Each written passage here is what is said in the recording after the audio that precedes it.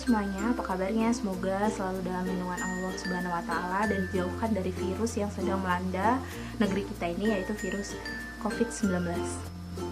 Perkenalkan, nama saya Anabella Kodina, NPM 1741040018, jurusan Bimbingan dan Konseling Islam, Fakultas Dakwah dan Ilmu Komunikasi. Di sini saya akan memberikan sedikit layanan informasi mengenai stres. Jadi, simak videonya ya. Yang pertama, yaitu pengertian stres. Apa sih stres itu? Oke. Stres adalah reaksi tubuh ketika seseorang menghadapi tekanan, ancaman, atau sesuatu perubahan.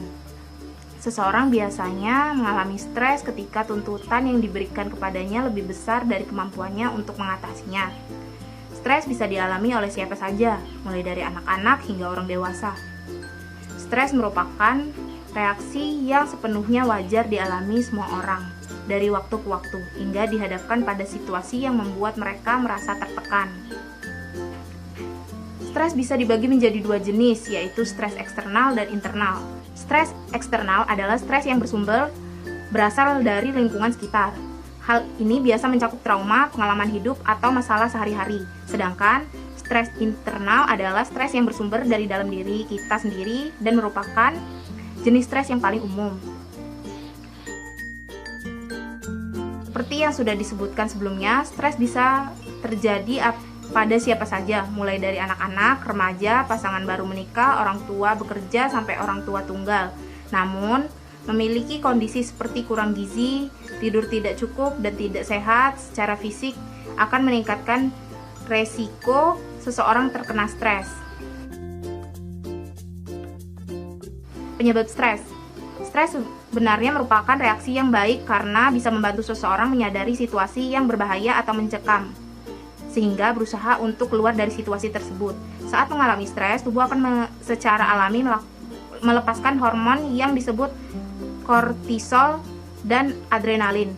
Penyebab umum seseorang mengalami stres antara lain, yang pertama yaitu berada di bawah banyak tekanan, yang kedua menghadapi perubahan yang besar, yang ketiga khawatir akan sesuatu, yang keempat tidak memiliki kemampuan untuk mengatasi situasi, yang kelima memiliki tanggung jawab yang besar, yang keenam tidak memiliki cukup pekerjaan, yang ketujuh masa-masa yang tidak tentu. Selanjutnya yaitu ada gejala stres. Orang yang mengalami stres akan menunjukkan gejala-gejala sebagai berikut. Yang pertama, merasa sangat kelelahan. Yang kedua, sulit berkonsentrasi. Yang ketiga, lebih mudah marah dengan orang lain. Yang keempat, merasa khawatir, cemas, dan takut. Yang kelima, insomnia atau kurang tidur, susah tidur gitu. Yang keenam, pusing. Diagnosis stres. Stres dapat didiagnosis dengan bantuan tenaga ahli seperti psikiater melalui sesi konseling. Psikiater bisa mengetahui penyebabnya sehingga bisa menentukan penanganan yang tepat untuk pengidap. Bila stres sudah mempengaruhi kesehatan organ dalam, psikiater juga bisa merekomendasikan pemeriksaan penunjang seperti pemeriksaan laboratorium atau rekam jantung. Komplikasi stres. Stres yang dibiarkan berkepanjangan bisa menyebabkan berbagai macam masalah kesehatan. Yang pertama yaitu penyakit jantung, yang kedua masalah berat badan, yang ketiga depresi, yang keempat kanker dan gangguan imun. Pengobatan stres. Stres terkadang memang sulit dihindari. Itulah mengapa mengetahui cara mengatasi stres sangat penting, karena bila stres dibiarkan berkepanjangan dapat menimbulkan masalah kesehatan.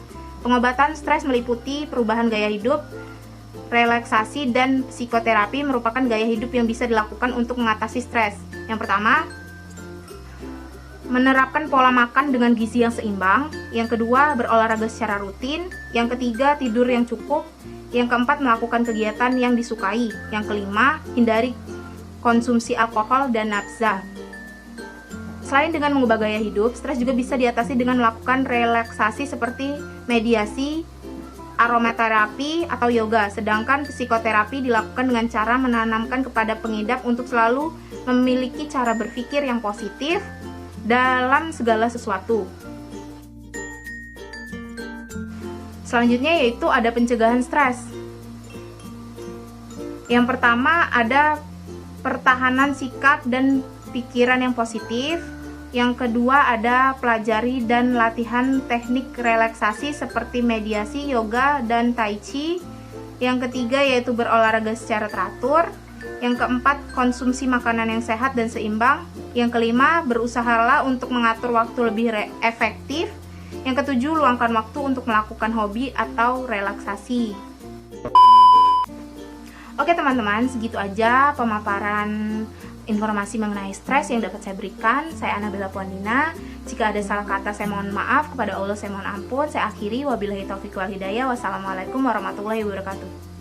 Terima kasih, dadah.